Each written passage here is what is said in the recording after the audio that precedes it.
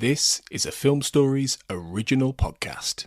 Hey guys, time to get in on the action for the biggest moments in basketball with Prize Picks, America's #1 fantasy sports app. Just select 2 or more players, pick more or less on their projections, place your entry, and win up to 100 times your money. Right now, Prize Picks will match your first deposit of up to $100. Just download the Prize Picks app and use the code GET100. That's code GET100 on Prize Picks for a first deposit match of up to $100. Prize Picks. Pick more. Pick less. It's that easy.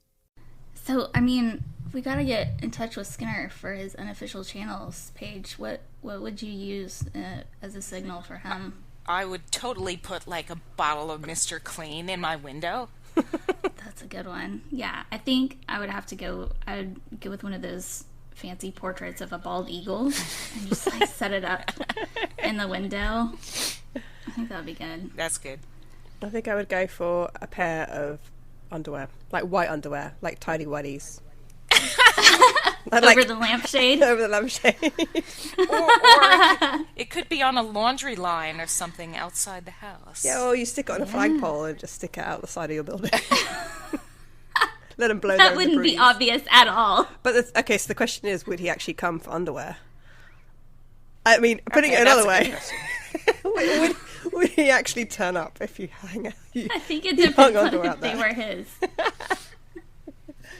Oh, guys, we're recording. Hang on. Oh, wow. We've got an episode to do. Let's get to this. We got now that we've got our unofficial channels summoned. Let's do this, okay?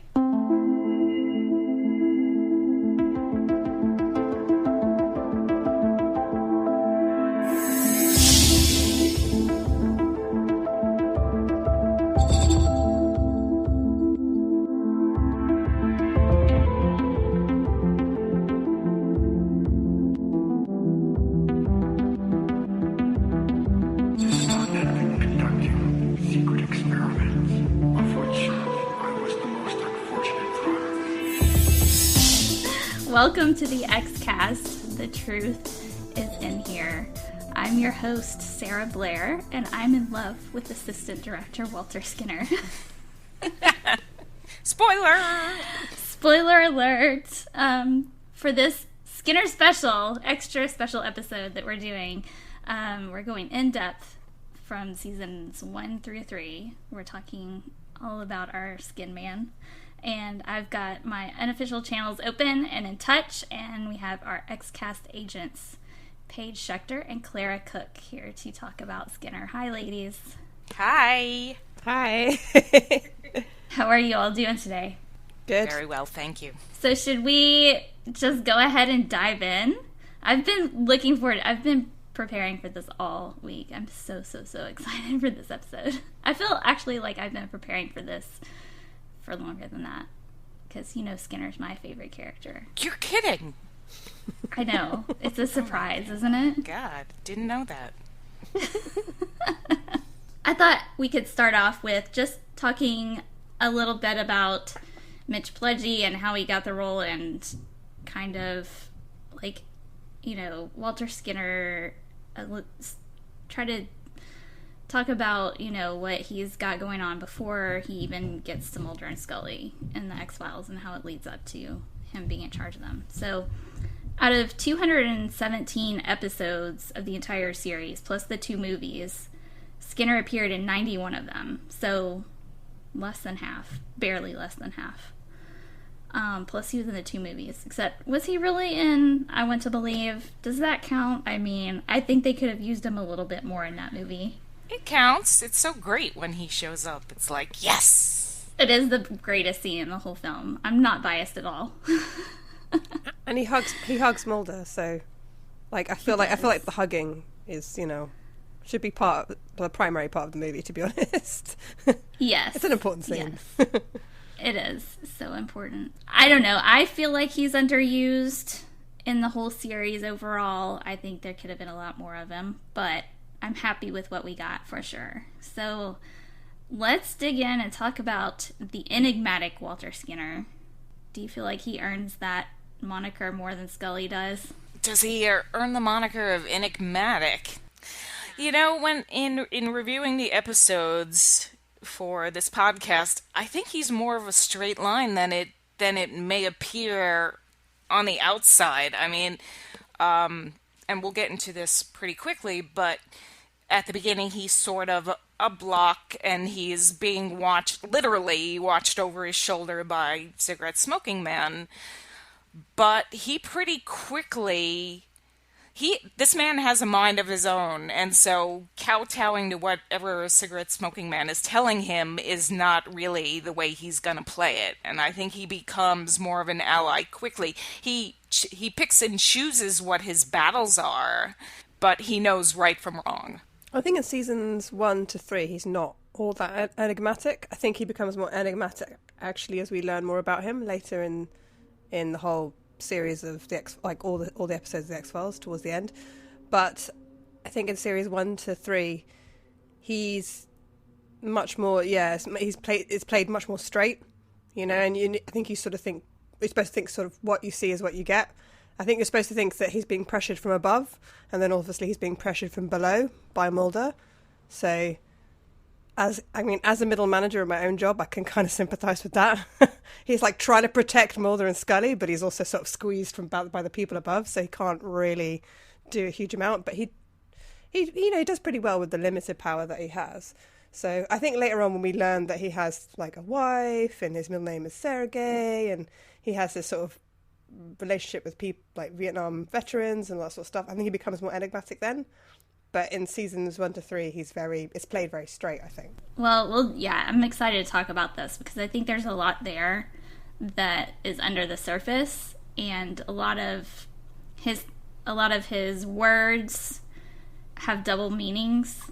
So, I mean, it seems on the surface, and when you watch it from the beginning and you don't know anything about the rest of the series, when we first meet him, I think he does seem kind of straight-laced, and it's not until later on that you really understand that he's got a lot more going on just under the surface, I think.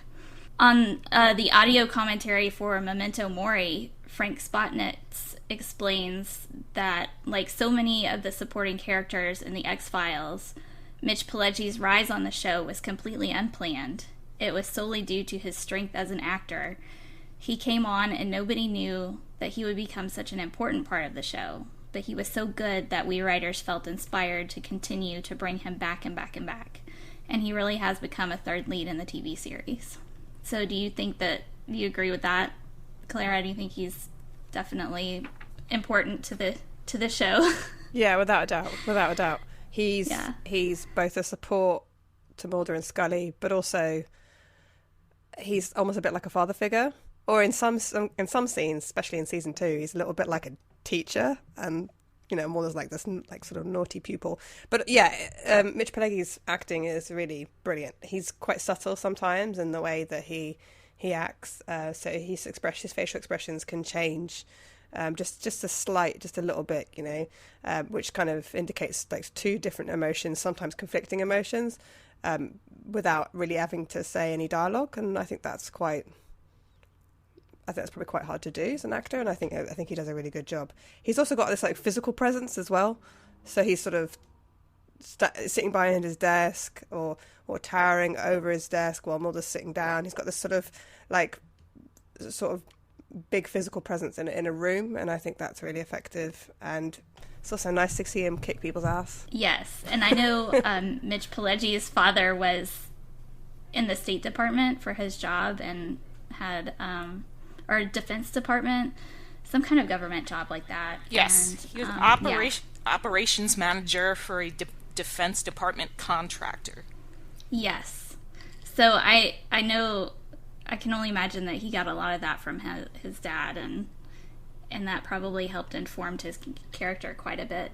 I know on the audio commentary for Apocrypha, Chris Carter also mentioned Skinner's character proved very important to the mythology episodes just because of the role he played, because his loyalties were mixed and strained, and he was always the go-to guy when it came to Mulder and Scully going out on the lam against the wishes of the FBI and Skinner being able to cover for them, reining them in or suffer the consequences. And then Rob Bowman mentioned that Skinner is certainly an imposing figure, very strong-minded, and a big guy in person. So, Paige, you got to meet Mitch Pileggi, right? I did, twice. Yes, twice. I got to meet him once.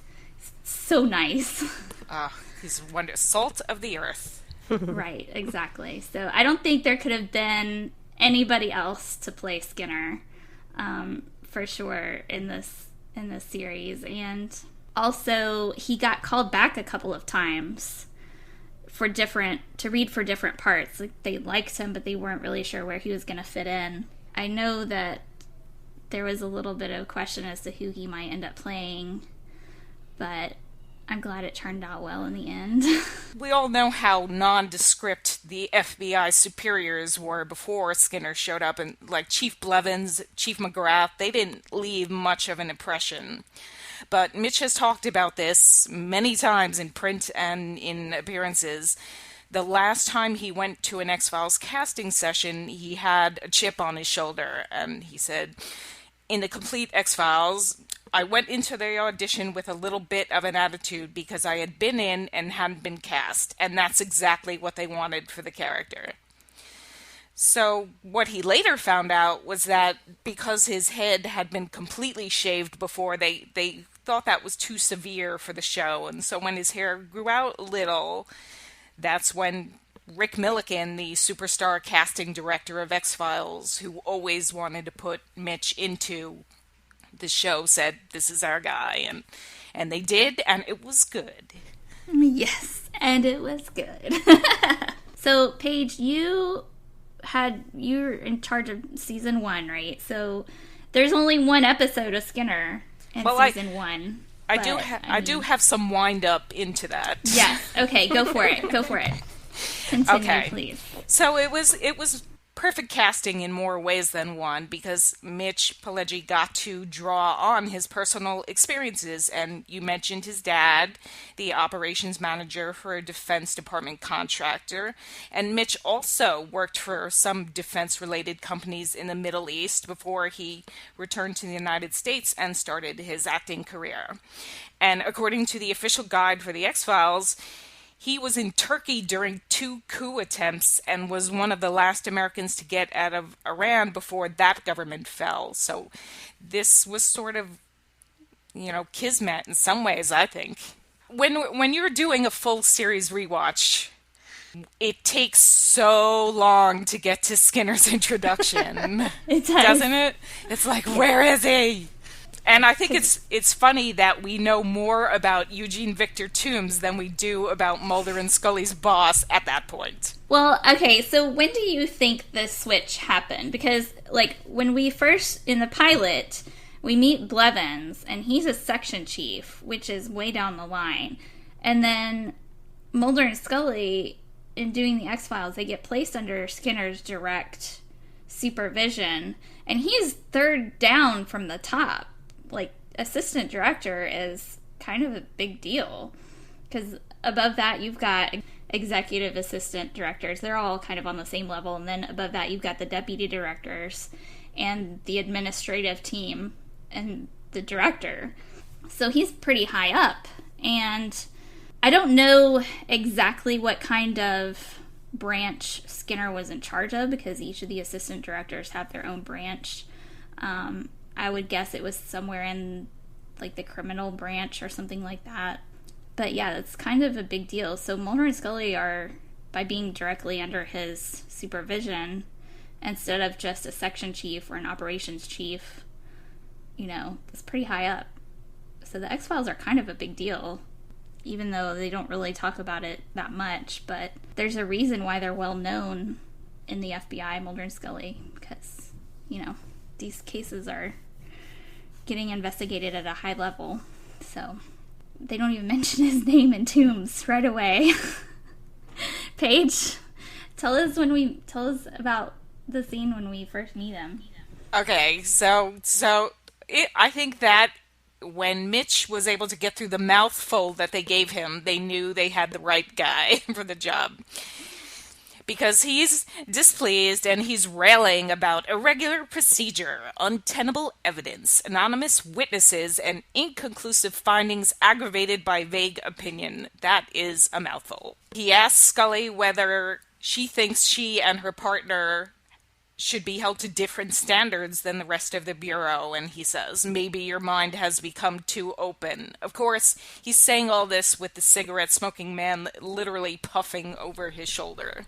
She and Mulder have a 75% conviction or case solved rate, which is well above the Bureau standards, so why are they being messed with at all? Because I don't think it's ever about them being good, and I don't think it's ever about them ever solving something. I think if they solve an X-File, I don't think that the powers that be, so cigarette smoking man and the syndicate, although at that point we don't know it's the syndicate, but the powers that be don't really want them solving an X-File. They don't really want them to actually do a good job, because the more they do a good job, the more credible they become, and the more, I guess, people at the FBI will believe what they're saying when they talk about alien conspiracies and stuff like that.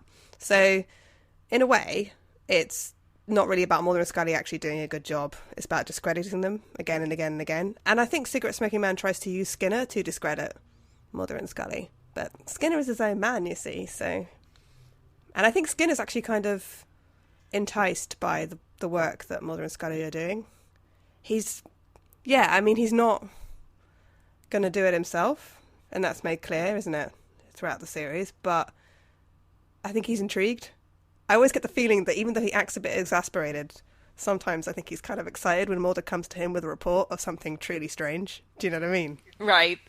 Yeah. So my other question about that first scene is why at that exact moment is Scully being called in? Because Mulder is testifying at the hearing for a man who attacked her. And, I already see a drop in case resolution momentum.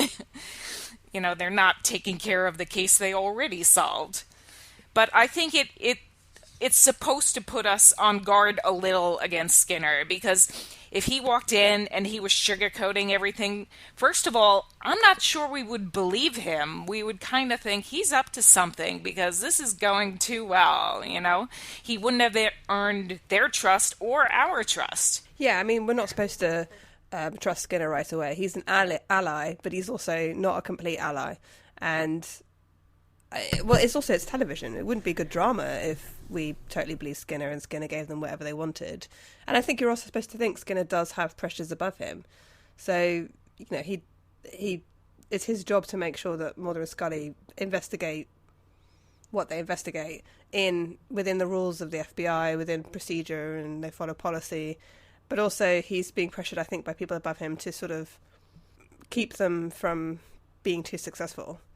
But yeah, it wouldn't make good drama, would it really, if he was completely and utterly their ally? So there's always got to be that uneasy kind of balance between them. But see, I would argue that that kind of exists between Scully and Skinner. I would argue that it doesn't exist between Mulder and Skinner as much. I think Mulder, despite the fact he's supposed to be paranoid and suspicious, and despite the fact that people keep talking about him being paranoid, is actually quite a trusting person. And I think he trusts Skinner a lot earlier than Scully does. Especially in season 2. Season 2 is all about, it's about many things, but one of the threads that run through it is Skinner and Mulder helping each other, and Skinner and Mulder trusting each other, while at the same time yelling at each other, repeatedly yelling at each other. So much yelling. So much yelling. I love the yelling. Yeah. But yeah, it wouldn't be good drama otherwise. Okay. So then Scully finally makes it to this hearing, and Mulder kind of jumps on her a little, and he says, they've not only reeled you in, they've already skinned you, which I think skinned is it's an abrasive word in the face of just meeting Skinner. I always appreciated the use of that word. In this case, he's saying that, but the next episode, Born Again, is the one where she seems reeled in. She doesn't really seem reeled in. In this one, she's all defending Mulder and going their way rather than the FBI way. In the next one, she kind of gets reeled in a little. So now we're going to get to the money scene. Scully lies about being with Mulder at the time of Toombs' attack, and Skinner wants to speak to Mulder alone. And he calls him one of the finest agents in the FBI's 60-year history. he takes off his glasses and goes into a spiel about how many people think Mulder's talents are wasted on the X-Files, but they respect he's deeply invested in those cases. So, you guys, It's the chime come to in. Jesus moment, right? Chime in on this one. I think the taking off his glasses and calling him Fox is just like, what even? I love that scene so much. And Mulder is really kind of being a man baby. I mean, like, I didn't realize it so much. When you're just watching all the episodes together and it's all Mulder and Scully all the time, you don't really realize it. But I went through and I only watched the Skinner scenes in all of these episodes for the first 3 seasons. Mulder really is a man baby. He just, like, he is really pretty immature and kind of just, I don't know, like, I love how Skinner really tries so hard to keep a rein on him, but it just doesn't work so much. And then, I mean, I feel like Skinner, in all of these scenes in Tombs, he's trying to say what he needs to say and get it across to them that, you know, there's people in the room, like, Cigarette Smoking Man is here in the room, so he can't say what he wants to say, but he's saying everything so carefully. And when you listen closely to his words, you can really pick up on the actual meaning of them. But yeah, I think it goes over Mulder's head. He misses it because he's so focused on himself. He's not focused on the consequences for Skinner at the moment. He's also quite disrespectful initially, isn't he, Mulder? I mean, oh yeah. In a way, even if Skinner was holding him back and holding his work back and not doing what Mulder wants, he doesn't really have a reason to speak to him the way that he does. And also, he kind of repeatedly, well, throughout the whole series, he repeatedly sort of challenges Skinner's authority in front of other agents, which I don't think is really ever appropriate. And sometimes Skinner will sort of turn that on its head, like he will call out Mulder in front of a bunch of other agents, and but I think you're supposed to think he's doing that publicly, so that it's seen at the FBI that he's not favoriting Mulder, and he's as like a show, like he's acting for it, but also he wants to make it clear that people shouldn't be challenging his authority, because he is Mulder's boss.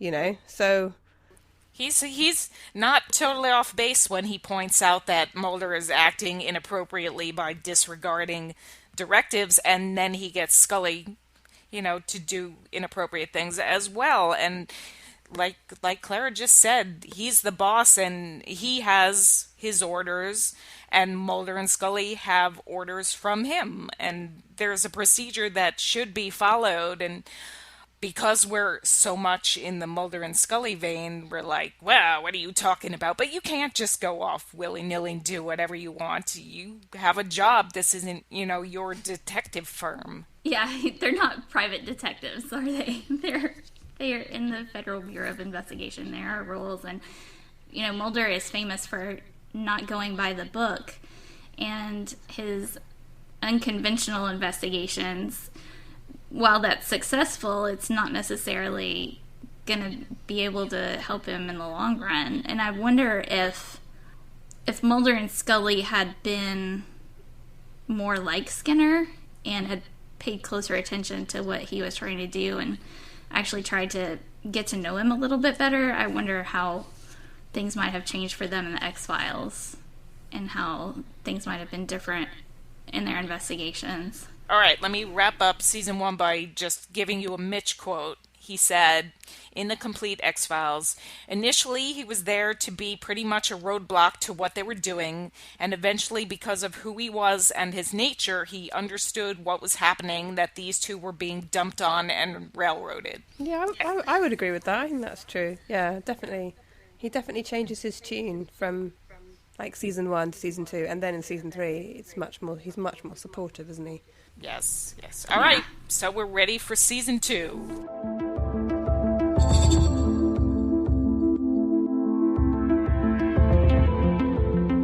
Season 2, Clara. You're up. Yeah, there's quite a lot of Skinner in season 2, actually. Uh-huh.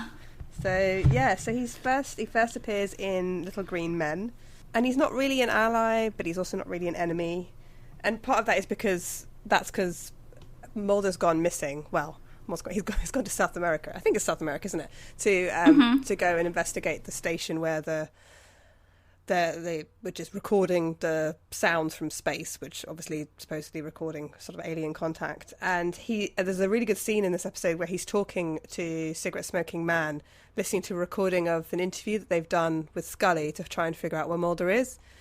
And Cigarette Smoking Man, despite the fact that obviously he's supposed to be this like evil genius, doesn't seem to quite understand Scully's motivations like Skinner does. And so he sort of says, so Scully doesn't actually know where Mulder is, and Skinner believes her.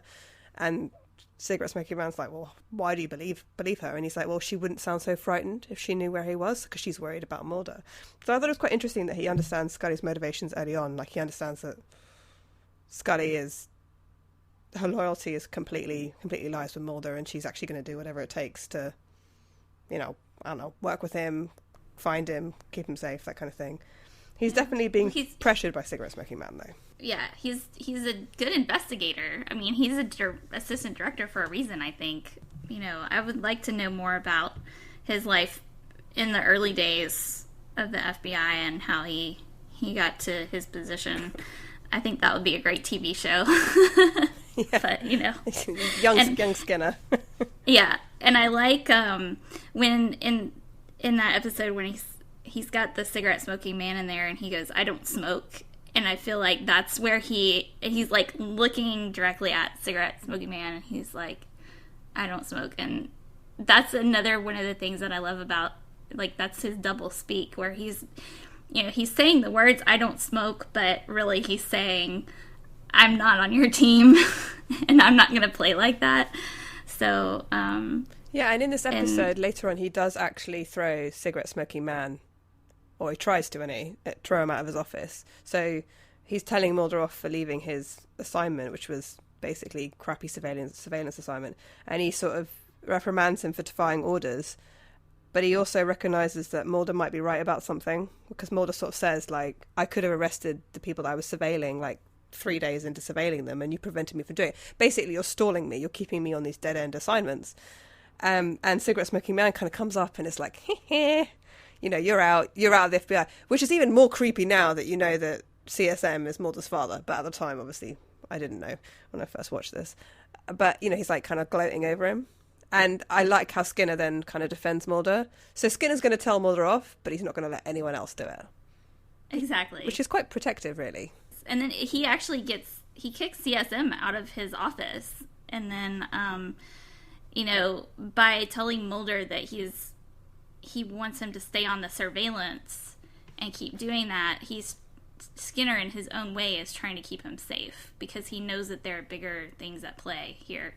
And so he's still trying to protect Mulder in the only way that he knows how at this point, or that he can, and still toe the line. But yeah, so I really like those scenes. Similarly, in The Host, which is the episode after that, he gives Mulder this case of this dead body in the sewers, doesn't he? And I don't know whether or not this is true, but I interpreted it as Mulder just sees this as a crappy assignment, but Skinner suspects there might be something else. And so it's like he's giving him an X-file under the radar. I mean, I actually have in my notes, Skinner hands Mulder an X-file on a silver platter, and he throws it back in his face like the giant man baby he is. That's what I wrote in my notes. I mean, he's like, Skinner is literally doing everything that he possibly can to stay, work within the lines of his position and his influence of the FBI, and still give Mulder and Scully a boost and help them out and do what he can to get the X-Files investigated. And, it just makes me crazy that they're so clueless about it. Skinner admits to Mulder that he knows the strangeness of the criminal and the crime are not lost on him. And he admits to Mulder that it should have been an X-File. And he says that we all take orders from someone, Agent Mulder. And then I have in my notes, like, He's flat out telling you he's on your side. I mean, do you think Mulder and anything would have been different if Mulder had met Sharon Skinner earlier and they had talked about how closed off Walter Skinner is? And they had, like, got it. Do you think she could have, like, gotten them on his side and things would have been different at all? Because I feel like that's a kind of a moment that they could have shared over, you know, burgers on the back porch. Like, if he had them over for dinner. I don't know, Paige, what do you think? Well, I agree, but, you know, it's a really nice build, and we're getting, like, pieces of him.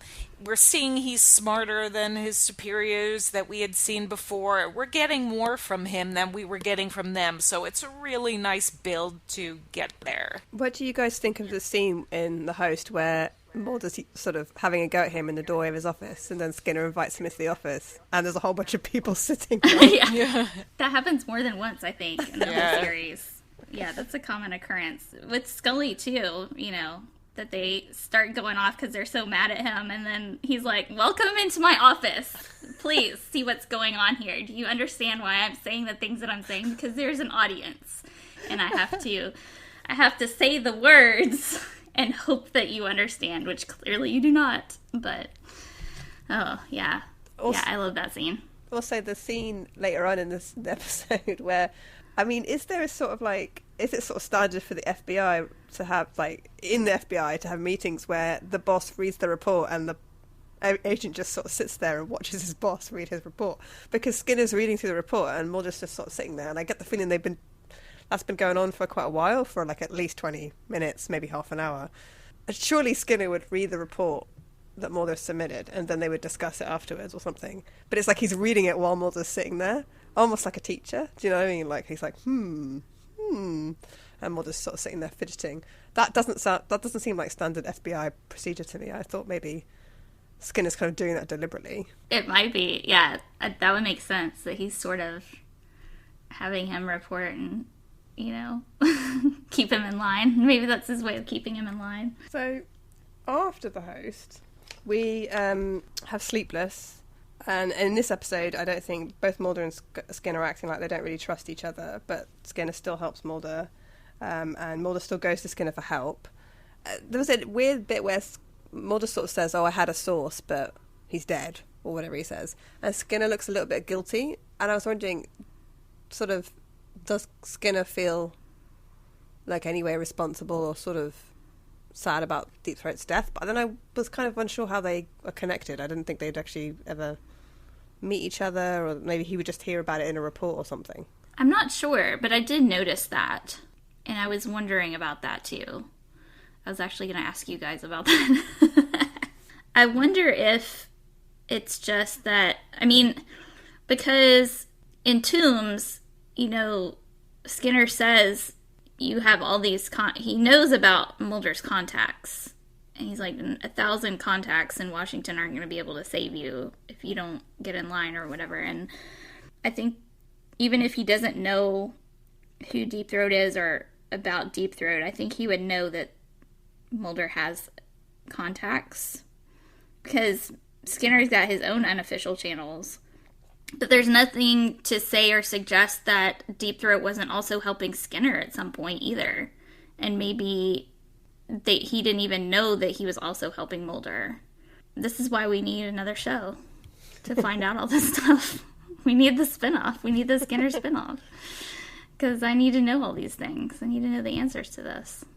But yeah. It would be interesting to see what Skinner's doing, like, when he's not, you know, in the office, like, reprimanding Mulder. It'd be interesting to see how often Cigarette Smoking Man is in his office. If he's in his office all day long while he makes phone calls, you know, like... Yeah. Do you know what I mean? Talks to his wife on the phone or something. Or whether Cigarette Smoking Man just sort of pops in whenever Mulder's going to be in there. When he invites himself to dinner. Yeah. Well, Walter, what are you having for dinner tonight? That sounds good. I might join you. In his creepy cigarette smoking way. But, yeah, how about Ascension? That's a good episode. Yeah. There's a lot going on there. Yeah, Ascension, Skinner's like leading the investigation to Scully's kidnapping. He seems quite concerned about Mulder, and he's quite firm and quite loud.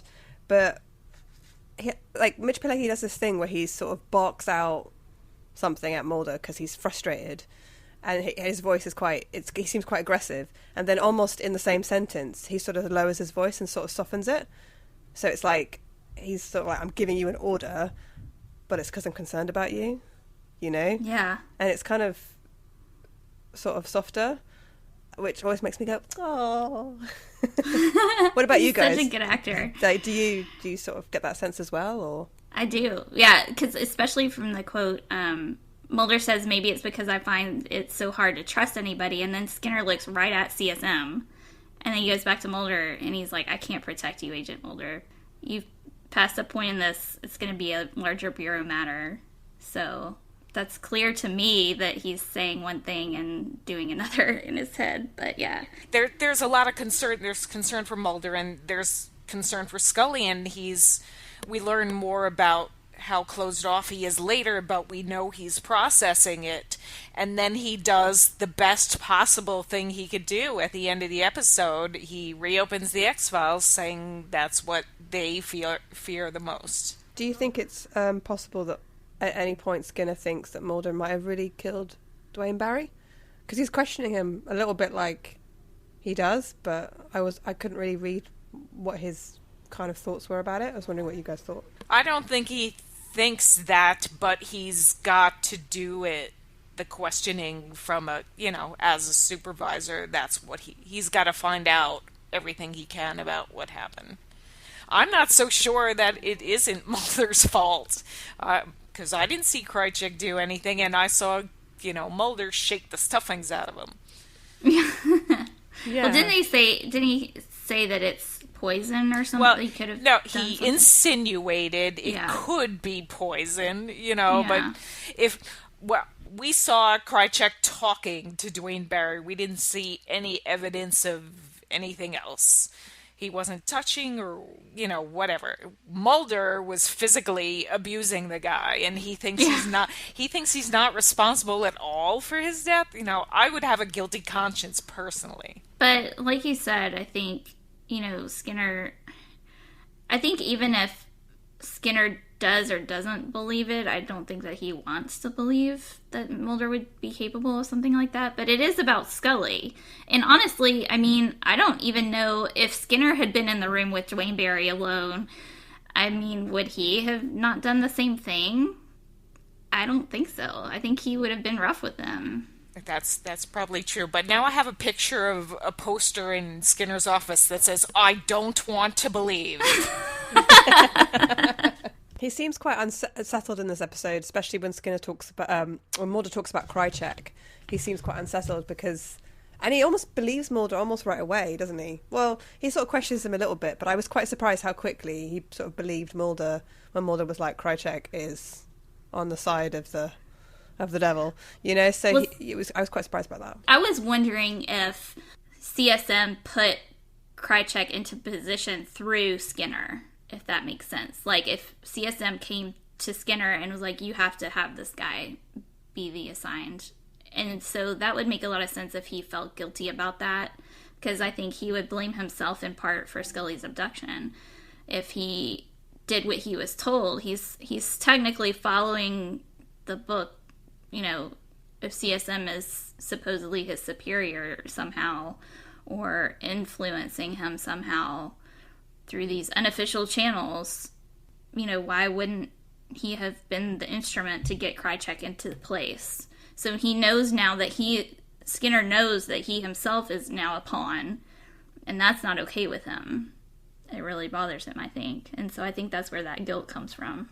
Also, another thing that really struck me about this episode, and actually it's one of the things that I constantly find interesting, is that throughout the series of the X-Files, we're supposed to, it's called, the tagline is trust no one, right? We're supposed to sort of take Mulder as this paranoid person who doesn't trust anyone. And he repeatedly says, I don't trust anybody, I only trust Scully. But it's just not true. If someone comes to Mulder with information, he trusts them. He's constantly trusting people. And he's always trusting people when it's not the right time to trust people, and he shouldn't trust people. And he's often getting in trouble because he does trust people. And I was really struck that in Ascension, at the end of it, he basically tells Skinner his entire theory about what happened with Scully. And he just lets it all out. Like, he doesn't hold anything to his chest. Doesn't keep anything close. Doesn't keep anything kind of quiet. The only time he sort of doesn't tell Skinner stuff is because he wants to go do something he doesn't think Skinner will let him do. But otherwise, he's constantly just letting it all spill out as soon as he hits Skinner's office. And I was like, well, if you're not sure about Skinner and his connection to the cigarette-smoking man, what are you doing telling him everything? But Mulder does trust Skinner, I would say. So He does. It's not just about the fact that whether or not Skinner trusts Mulder, it's also about how Mulder feels. And he's a lot more than Scully does. He trusts him a lot more than Scully does. Yeah, and I think that's important. Yeah, like what you said about him just immediately trusting Skinner, I don't know if he's just so exhausted and he's gotten literally to the end of his rope and he just doesn't have anywhere else to go, and that's why he tells Skinner all that stuff, or if maybe he genuinely believes that Skinner really is going to be able to help him on this, which really bothers me later on, because if he feels that way at that point, what changes later on down the road in the series? But we're only here to talk about seasons 1 through 3, so we're not going to go down that road. But it becomes an everlasting theme in the show. But yeah. So next up we have One Breath. Loaded episode. A lot going on here. Yeah, Skinner starts out immediately asserting his independence from Cigarette Smoking Man by having an absolutely huge no smoking sign in the middle of his desk. It's like a scathing look. Yes. It's like the biggest no smoking sign I've ever seen on someone's desk. You know, it's probably even bigger than his own. You know, they have those little like signs on their desks for their names. So it's like it's like he's taken the name sign away and put no smoking there, like, and then Cigarette Smoking Man just lights up anyway.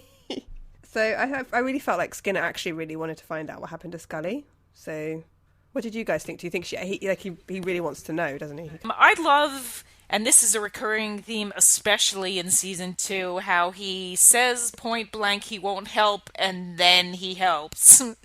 That is, because whether it's because there's someone else in the room or because he thinks he's being listened to, basically all they have to do is walk in the door and tell him what they want. They don't have to argue with him about it because he's just going to do it anyway. Right. In this episode, Cigarette Smoking Man talks to Mulder about him becoming a player, but I think Skinner is the one becoming the player in this episode. Oh, yeah. Absolutely. I love how he says we're not the mafia. What are you going to do? We're not the mafia. Who's going to go sleep with the fishes? What do you think of that conversation, though? Like, what do you think of the fact that he sort of says, well, you knew the game. You shouldn't play if you don't want to... Because that's kind of a bit of a mean thing to say to Mulder, isn't it? It sort of makes him feel guilty about the fact that, like... Yeah, he puts him in his place, and I think it's well-deserved, to be honest.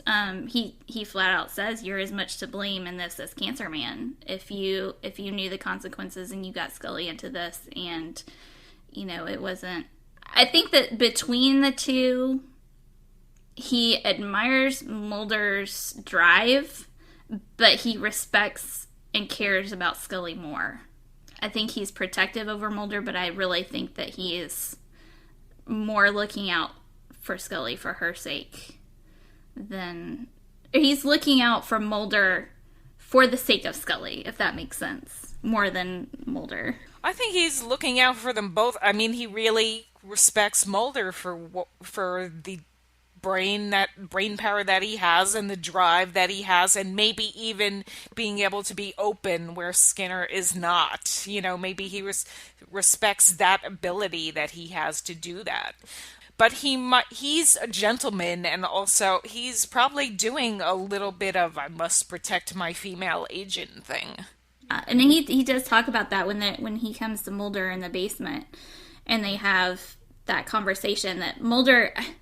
It makes me crazy because he doesn't really seem to take him seriously until he really starts to get into the story, and he's like, wait, I actually better pay attention to this because it's what he's saying is truly important for once. You can kind of see him shifting through the scene, and this is actually the longest Skinner scene so far in the entire series up to this point. Is a whole 4 minutes he was on screen. But And he takes his glasses off. You know that something, like he's going to get vulnerable. And he's going to say something personal when he takes his glasses off. exactly. You know, so Another come to Jesus moment. But like he flat out says you're not allowed to quit right now, and you know he's letting Mulder know that there are more important priorities, and he's not going to find the truth by quitting. And he tells about his experience, you know, in Vietnam and getting shot at 18 years old and nearly dying. Actually, he did die. He says that he thinks he did die. He says every life, every day is in danger. Now that's letting him off the hook for what he said earlier. Yeah. But what he wants to do is appreciate Mulder's efforts, but he wants to point out that you're not always doing it the right way, not just according to FBI standards, but according to what is right for you, what is right for mankind, if you will.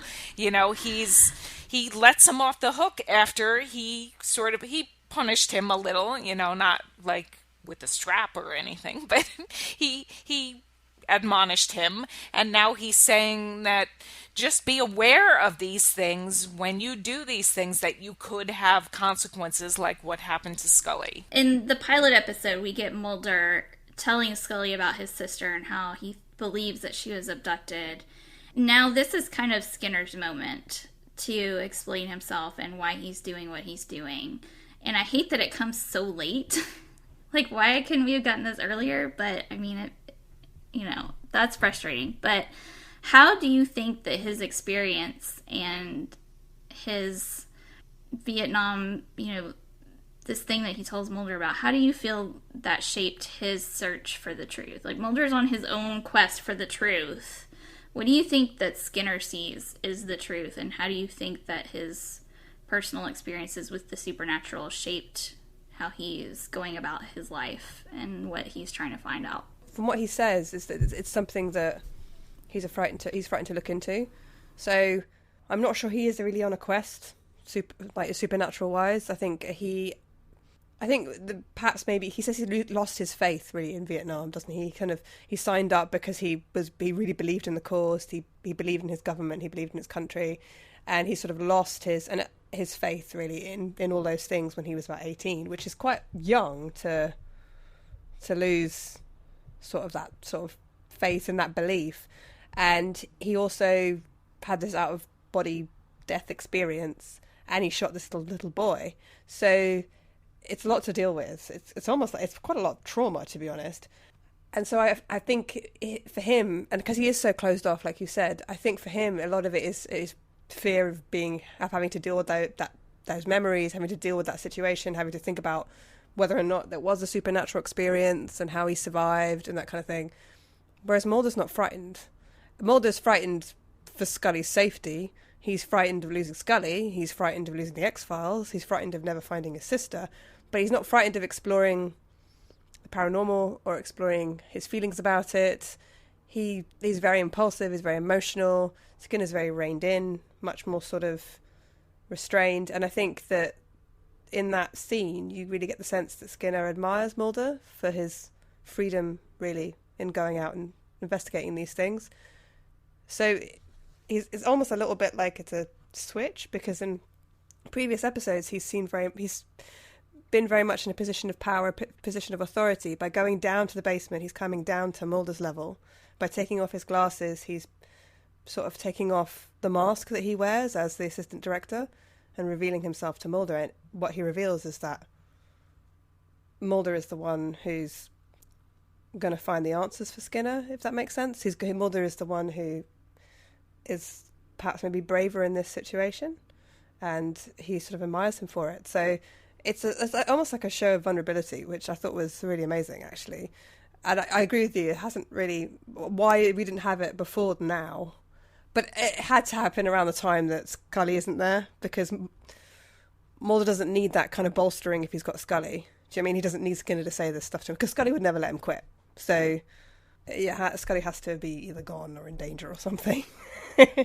I think that when he starts this scene and he talks about enlisting in the Marine Corps, he was as idealistic as Mulder is now then at that time. That's what he really wanted to do. He really wanted to go to Vietnam and defend his country and fight for his ideals, and he lost that. And Mulder sort of gives him that back, and I think that's one of the things he appreciates in Mulder. Yeah, I think that it's definitely a valuable scene, and probably one of the most valuable scenes to establish Skinner's character. Because then, you know, in the next season, he sort of backs off a little bit.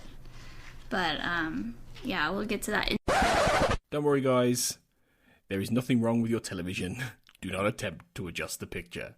This is just me popping in, Tony, because the Skinner episode was so long, but so good. I decided to split it into two parts. So this is a cliffhanger moment for the discussion just at the end of All Things Skinner from seasons 1 to 3, and Sarah, Clara and Paige will be back next week to continue the voyages into the mind of the Skin Man. So until then, always remember, trust no one. The X-Cast, an X-Files podcast, is produced and presented by Tony Black, alongside a dedicated group of podcasters and X-Files fans. You can find us on Twitter at The X-Cast, and on Facebook if you type in The X-Cast, or at our group X-Files Basement, an X-Cast podcast fan group, where you can continue the discussion about all things Mulder and Scully. If you want to support The X-Cast further, you can now subscribe and become a patron of the show on Patreon. On Google, just type patreon.com/The X-Cast. That's Patreon. You'll see all of our tiers, subscription options and perks, which include early access to episodes, bonus content such as commentaries on X-Files episodes, access to a patron chat zone, and even appearing on one of our patron roundtable discussions. We would appreciate any support you can give the show, so just go to patreon.com/The X-Cast to find out more. Our title music is provided courtesy of Will A, who you can find on Twitter at IamWillAYE.